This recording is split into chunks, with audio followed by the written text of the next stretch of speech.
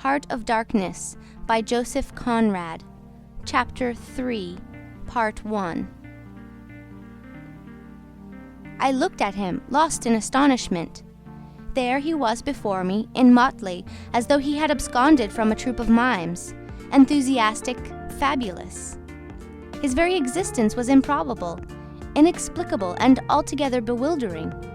He was an insoluble problem. It was inconceivable how he had existed, how he had succeeded in getting so far, how he had managed to remain, why he did not instantly disappear. I went a little farther, he said, then still a little farther, till I had gone so far that I don't know how I'll ever get back. Never mind, plenty time, I can manage. You take Kurtz away, quick, quick, I tell you. The glamour of youth enveloped his party-colored rags, his destitution, his loneliness, the essential desolation of his futile wanderings.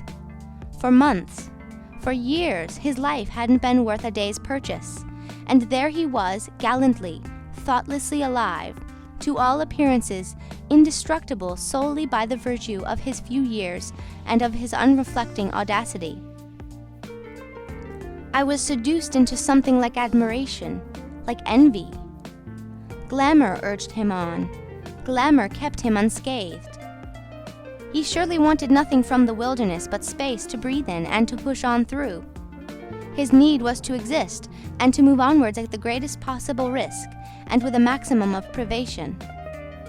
If the absolutely pure, uncalculating, unpractical spirit of adventure had ever ruled a human being, it ruled this bepatched youth.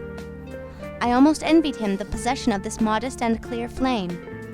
It seemed to have consumed all thought of self so completely that even while he was talking to you, you forgot that it was he, the man before your eyes, who had gone through these things. I did not envy him his devotion to Kurtz, though. He had not meditated over it. It came to him, and he accepted it with a sort of eager fatalism. I must say that to me it appeared about the most dangerous thing in every way he had come upon so far. They had come together unavoidably, like two ships becalmed near each other, and lay rubbing sides at last. I suppose Kurtz wanted an audience, because on a certain occasion, when encamped in the forest, they had talked all night, or more probably Kurtz had talked. We talked of everything, he said, quite transported at the recollection. I forgot there was such a thing as sleep. The night did not seem to last an hour. Everything, everything. Of love, too. Ah, he talked to you of love, I said, much amused. It isn't what you think, he cried, almost passionately. It was in general. He made me see things. Things. He threw his arms up. We were on deck at the time, and the headman of my woodcutters, lounging nearby, turned upon him his heavy and glittering eyes. I looked around, and I don't know why, but I assure you that never, never before did this land, this river, this jungle, the very art of this blazing sky appear to me so hopeless and so dark, so impenetrable to human thought, so pitiless to human weakness. And ever since you have been with him, of course? I said. On the contrary, it appears their intercourse had been very much broken by various causes. He had, as he informed me proudly, managed to nurse Kurtz through 2 illnesses. He alluded to it as you would to some risky feat, but as a rule Kurtz wandered alone far in the depths of the forest. Very often, coming to this station, I had to wait days and days before he would turn up, he said. It was worth waiting for, sometimes. What was he doing, exploring or what? I asked. Oh yes, of course. He had discovered lots of villages, a lake too. He did not know exactly in what direction. It was dangerous to inquire too much, but mostly his expeditions had been for ivory. But he had no goods to trade with by that time, I objected. There's a good lot of cartridges left even yet, he answered, looking away. To speak plainly, he raided the country, I said. He nodded. Not alone, surely. He muttered something about the villages round that lake. Kurtz got the tribe to follow him, did he? I suggested. He fidgeted a little. They adored him, he said. The tone of these words was so extraordinary that I looked at him searchingly. It was curious to see his mingled eagerness and reluctance to speak of Kurtz. The man filled his life, occupied his thoughts, swayed his emotions. "What can you expect?" he burst out. "He came to them with thunder and lightning, you know, and they had never seen anything like it, and very terrible. He could be very terrible. You can't judge Mr. Kurtz as you would an ordinary man. No, no, no. Now, just to give you an idea, I don't mind telling you, he wanted to shoot me too one day. But I don't judge him." "Shoot you?" I cried. "What for?" "Well, I had a small lot of ivory the chief of that village near my house gave me. You see, I used to shoot game for them. Well, he wanted it and wouldn't hear reason. He declared he would shoot me unless I gave him the ivory, and then cleared out of the country because he could do so, and had a fancy for it, and there was nothing on earth to prevent him killing whom he jolly well pleased. And it was true, too. I gave him the ivory, what did I care? But I didn't clear out, no, no. I couldn't leave him. I had to be careful, of course, till we got friendly again for a time. He had his second illness then. Afterwards I had to keep out of the way, but I didn't mind. He was living for the most part in those villages on the lake. When he came down to the river, sometimes he would take to me, and sometimes it was better for me to be careful. This man suffered too much. He hated all this, and somehow he couldn't get away. When I had a chance, I begged him to try and leave while there was time. I offered to go back with him, and he would say yes, and then he would remain, go off on another ivory hunt, disappear for weeks, forget himself amongst these people, forget himself, you know. "Why, he's mad," I said. He protested indignantly. Mr. Kurtz couldn't be mad. If I had heard him talk only 2 days ago, I wouldn't dare hint at such a thing. I had taken up my binoculars while we talked, and was looking at the shore, sweeping the limit of the forest at each side and at the back of the house. The consciousness of there being people in that bush, so silent, so quiet, as silent and quiet as the ruined house on the hill, made me uneasy. There was no sign on the face of nature of this amazing tale that was not so much told as suggested to me in desolate exclamations, completely by shrugs, in uninterrupted phrases, in hints ending in deep sighs. The woods were unmoved, like a mask, heavy like the closed door of a prison. They looked with their air of hidden knowledge, of patient expectation, of unapproachable silence. The Russian was explaining to me that it was only lately that Mr. Kurtz had come down to the river, bringing along with him all the fighting men of that lake tribe. He had been absent for several months, getting himself adored, I suppose, and had come down unexpectedly with the intention, to all appearance, of making a raid either across the river or downstream. Evidently, the appetite for more ivory had got the better of the, what shall I say, less material aspirations. However, he had got much worse suddenly. "I heard he was lying helpless, and so I came up, took my chance," said the Russian. "Oh, he is bad, very bad." I directed my glass to the house. There were no signs of life, but there was the ruined roof, the long mud wall peeping above the grass, with 3 little square window holes, no 2 of the same size. All this brought within reach of my hand, as it were. And then I made a brusque movement, and one of the remaining posts of that vanished fence leapt up in the field of my glass. You remember I told you I had been struck at that distance by certain attempts at ornamentation, rather remarkable in the ruinous aspect of the place. Now I had suddenly the nearer view, and its first result was to make me throw my head back as if before a blow. Then I went carefully from post to post with my glass, and I saw my mistake. These round knobs were not ornamental but symbolic. They were expressive and puzzling, striking and disturbing, food for thought and also for vultures if there be any looking down from the sky, but at all events for such ants as were industrious enough to ascend the pole. They would have been even more impressive, those heads on the stakes, if their faces had not been turned to the house. Only one, the first I had made out, was facing my way. I was not so shocked as you may think. The start back I had given was really nothing but a movement of surprise. I had expected to see a knob of wood there, you know. I returned deliberately to the first I had seen, and there it was, black, dried, sunken, with closed eyelids. A head that seemed to sleep at the top of the pole, and with the shrunken dry lips showing a narrow white line of the teeth, was smiling too, smiling continuously at some endless and jocose dream of that eternal slumber. I am not disclosing any trade secrets. In fact, the manager said afterwards that Mr. Kurtz's methods had ruined the district. I have no opinion on that point, but I want you clearly to understand that there was nothing exactly profitable in these heads being there. They only showed that Mr. Kurtz lacked restraint in the gratification of his various lusts, that there was something wanting in him, some small matter which, when the pressing need arose, could not be found under his magnificent eloquence. Whether he knew of this deficiency himself, I can't say. I think the knowledge came to him at last, only at the very last. But the wilderness had found him out early, and had taken on him a terrible vengeance for the fantastic invasion.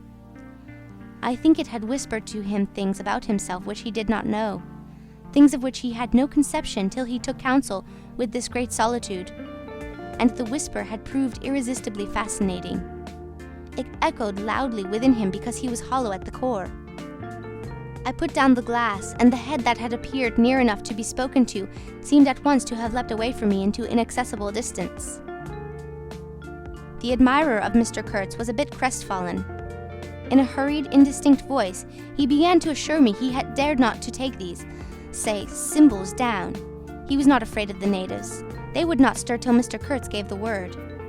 His ascendancy was extraordinary. The camps of these people surrounded the place, and the chiefs came every day to see him. They would crawl. I don't want to know anything of the ceremonies used when approaching Mr. Kurtz, I shouted. Curious, this feeling that came over me that such details would be more intolerable than those heads drying on the stakes under Mr. Kurtz's windows. After all, that was only a savage sight, while I seemed at one bound to have been transported into some lightless region of subtle horrors, where pure, uncomplicated savagery was a positive relief, being something that had a right to exist, obviously, in the sunshine. The young man looked at me with surprise. I suppose it did not occur to him that Mr. Kurtz was no idol of mine. He forgot I hadn't heard any of these splendid monologues on, what was it? On love, justice, conduct of life, or what not. If it had come to crawling before Mr. Kurtz, he crawled as much as the veriest savage of them all. I had no idea of the conditions, he said. These heads were the heads of rebels. I shocked him excessively by laughing. Rebels! What would be the next definition I was to hear? There had been enemies, criminals, workers, and these were rebels. Those rebellious heads looked very subdued to me on their sticks. You don't know how such a life tries a man like Kurtz, cried Kurtz's last disciple. Well, and you? I said. I am a simple man. I have no great thoughts. I want nothing from anybody. How can you compare me to... His feelings were too much for speech, and suddenly he broke down.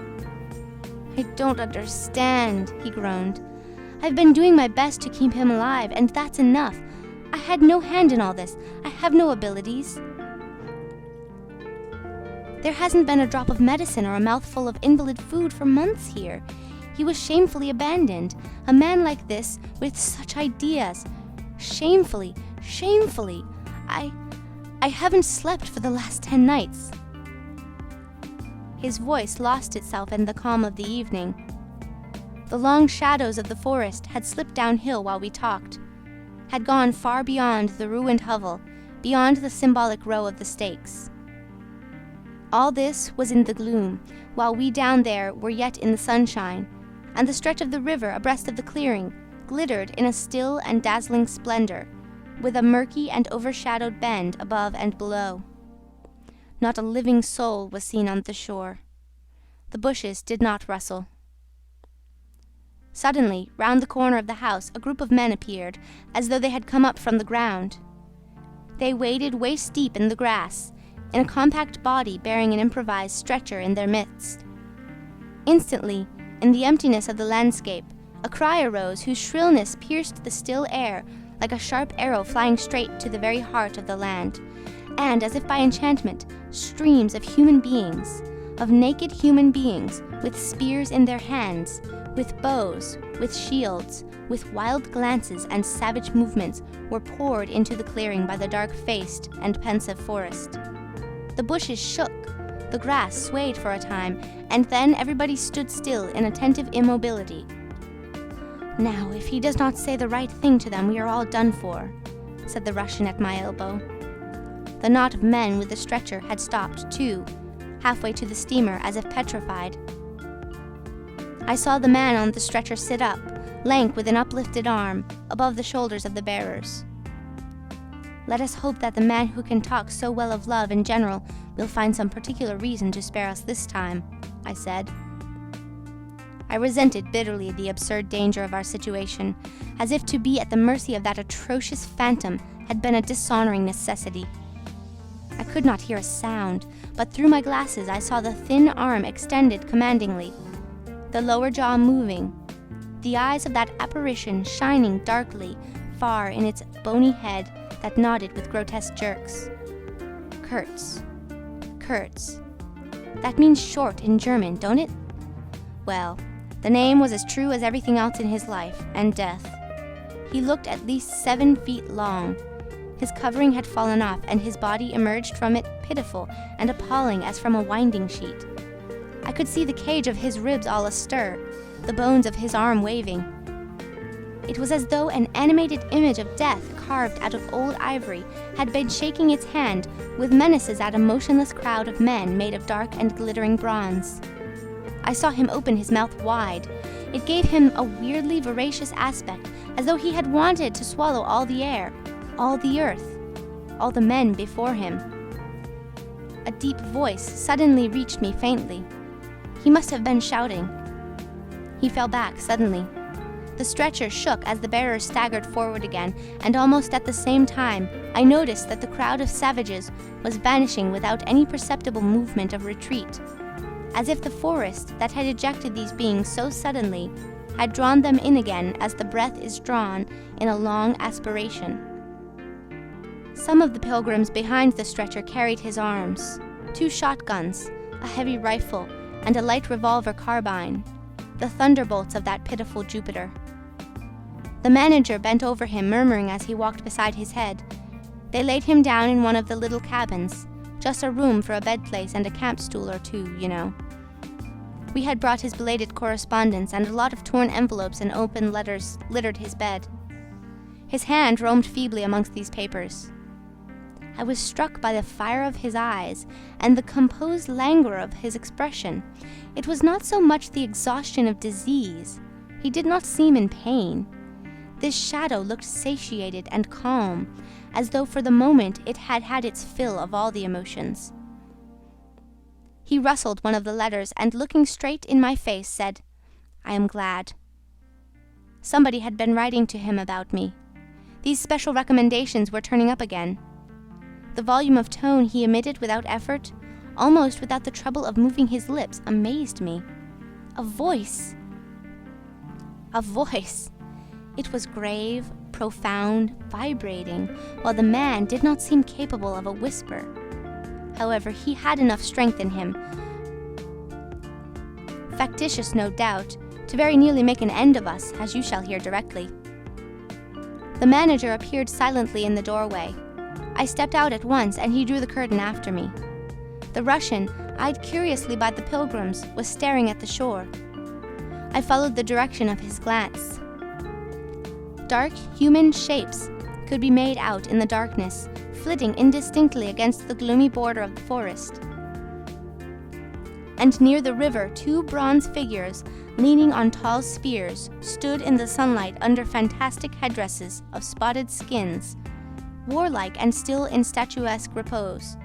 And from right to left, along the lighted shore, moved a wild and gorgeous apparition of a woman. She walked with measured steps, draped in striped and fringed cloths, treading the earth proudly with a slight jingle and flash of barbarous ornaments. She carried her head high, her hair was done in the shape of a helmet. She had brass leggings to the knee, brass wire gauntlets to the elbow, a crimson spot on her tawny cheek, innumerable necklaces of glass beads on her neck. Bizarre things, charms, gifts of witchmen that hung about her, glittered and trembled at every step. She must have had the value of several elephant tusks upon her. She was savage and superb, wild-eyed and magnificent. There was something ominous and stately in her deliberate progress. And in the hush that had fallen suddenly upon the whole sorrowful land, the immense wilderness, the colossal body of the fecund and mysterious life seemed to look at her, pensive, as though it had been looking at the image of its own tenebrous and passionate soul. She came abreast of the steamer and stood still and faced us. Her long shadow fell to the water's edge. Her face had a tragic and fierce aspect of wild sorrow and of dumb pain mingled with the fear of some struggling, half-shaped resolve. She stood looking at us without a stir, and like the wilderness itself, with an air of brooding over an inscrutable purpose. A whole minute passed, and then she made a step forward. There was a low jingle, a glint of yellow metal, a sway of fringed draperies, and she stopped as if her heart had failed her. The young fellow by my side growled. The pilgrims murmured at my back. She looked at us all as if her life had depended upon the unswerving steadiness of her glance. Suddenly she opened her bared arms and drew them up, rigid above her head, as though in an uncontrollable desire to touch the sky, and at the same time the swift shadows darted out on the earth, swept around on the river, gathering the steamer into a shadowy embrace. A formidable silence hung over the scene. She turned away slowly, walked on, following the bank, and passed into the bushes to the left. Once only her eyes gleamed back at us in the dusk of the thickets before she disappeared. "If she had offered to come aboard, I really think I would have tried to shoot her," said the man of patches nervously. "I have been risking my life every day for the last fortnight to keep her out of the house. She got in one day and kicked up a row about those miserable rags I picked up in the storeroom to mend my clothes with. I wasn't decent. At least it must have been that, for she talked like a fury to Kurtz for an hour, pointing at me now and then.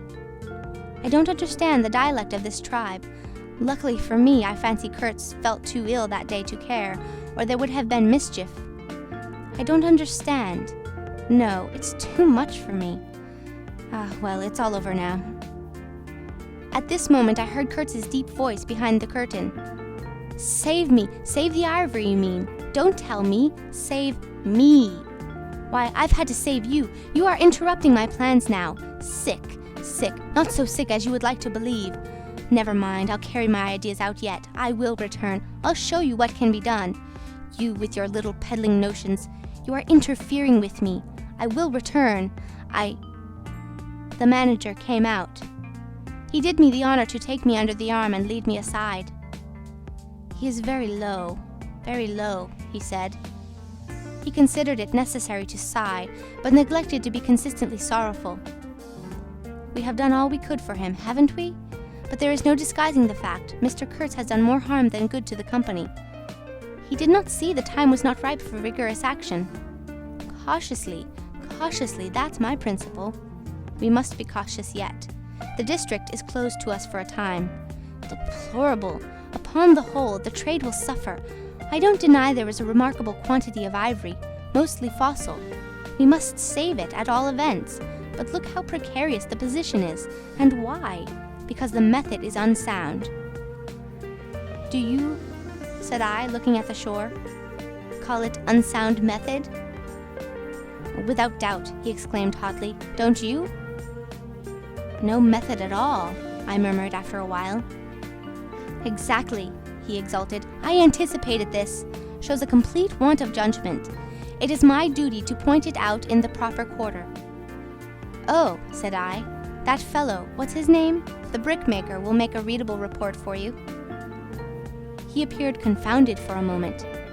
It seemed to me I had never breathed an atmosphere so vile, and I turned mentally to Kurtz for relief. Positively for relief. "Nevertheless, I think Mr. Kurtz is a remarkable man," I said with emphasis. He started, dropped on me a heavy glance, and said very quietly, "He was," and turned his back on me. My hour of favor was over. I found myself lumping along with Kurtz as a partisan of methods for which the time was not ripe. I was unsound. But it was something to have at least a choice of nightmares. I had turned to the wilderness really, not to Mr. Kurtz, who I was ready to admit was as good as buried. And for a moment it seemed to me as if I also were buried in a vast grave full of unspeakable secrets. I felt an intolerable weight oppressing my breast. The smell of the damp earth, the unseen presence of victorious corruption, the darkness of an impenetrable night. The Russian tapped me on the shoulder. I heard him mumbling and stammered something about brother seaman, couldn't conceal, knowledge of matters that would affect Mr. Kurtz's reputation. I waited. For him, evidently Mr. Kurtz was not in his grave. I suspect that for him, Mr. Kurtz was one of the immortals. "Well," said I at last, "speak out. As it happens, I am Mr. Kurtz's friend, in a way." He stated with a good deal of formality that had we not been of the same profession, he would have kept the matter to himself without regard to consequences. He suspected there was an active ill will towards him on the part of these white men that... "You are right," I said, remembering a certain conversation I had overheard. "The manager thinks you ought to be hanged." He showed a concern at this intelligence, which amused me at first. "I had better get out of the way quietly," he said earnestly. "I can do no more for Kurtz now, and they would soon find some excuse. What's to stop them? There's a military post 300 miles from here." "Well, upon my word," said I, "perhaps you had better go if you have any friends amongst the savages nearby." "Plenty," he said. "They are simple people, and I want nothing, you know." He stood, biting his lip. Then, "I don't want any harm to happen to these whites here, but of course I was thinking of Mr. Kurtz's reputation. But you are a brother seaman and..." "All right," said I after a time. "Mr. Kurtz's reputation is safe with me." I did not know how truly I spoke. He informed me, lowering his voice, that it was Kurtz who had ordered the attack to be made on the steamer. He hated sometimes the idea of being taken away, and then again, but I don't understand these matters. I am a simple man. He thought it would scare you away, that you would give it up, thinking him dead. I could not stop him. Oh, I had an awful time of it this last month." "Very well," I said. "He is all right now." "Yes," he muttered, not very convinced apparently. "Thanks," said I. "I shall keep my eyes open." "But quiet, eh?" he urged anxiously. "It would be awful for his reputation if anybody here..." I promised a complete discretion with great gravity. "I have a canoe and 3 black fellows waiting not very far. I am off. Could you give me a few Martini Henry cartridges?" I could, and did with proper secrecy. He helped himself with a wink at me to a handful of my tobacco. Between sailors, you know, good English tobacco. At the door of the pilot house, he turned round. "I say, haven't you a pair of shoes you could spare?" He raised one leg. "Look!" The soles were tied with knotted string sandal-wise under his bare feet. I rooted out an old pair, at which he looked with admiration before tucking it under his left arm. One of his pockets, bright red, was bulging with cartridges. From the other, dark blue, peeped Towson's Inquiry, etc., etc. He seemed to think himself excellently well equipped for a renewed encounter with the wilderness. Ah, I'll never, never meet such a man again. You ought to have heard him recite poetry. His own, too, it was, he told me. Poetry. He rolled his eyes at the recollection of these delights. Oh, he enlarged my mind. "Goodbye," said I. He shook hands and vanished in the night, Sometimes I ask myself whether I had ever really seen him, whether it was possible to meet such a phenomenon.